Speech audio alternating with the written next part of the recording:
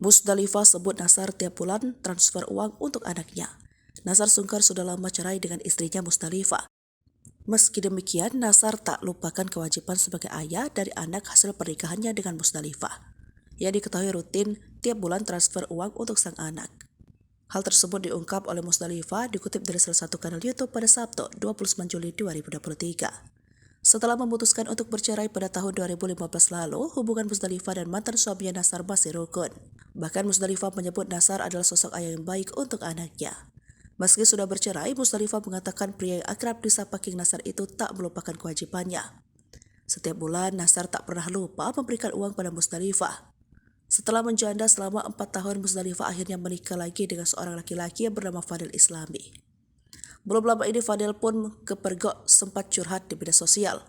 Dalam curhatannya itu, Fadil Islami mencurahkan isi hatinya yang terus-menerus disebut hanya mengincar harta Musdalifah oleh warganet. Hal itu dengan cepat dibantah oleh wanita 44 tahun tersebut. Menurutnya, Fadil Islami adalah sosok suami yang selalu mendukungnya dalam segala hal yang ia lakukan. Kini pernikahan Musdalifah dengan Fadil pun telah berjalan selama 4 tahun.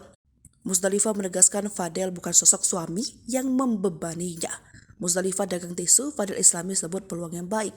Dalam kesempatan ini, Fadil Islami sempat memberikan komentarnya soal sang istri yang kini berjualan tisu di live streaming media sosial.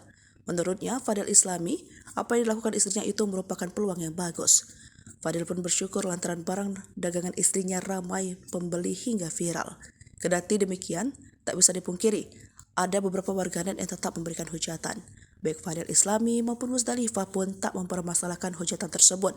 Menurutnya, hujatan dari warganet justru membuat dagangan mereka menjadi semakin ramai.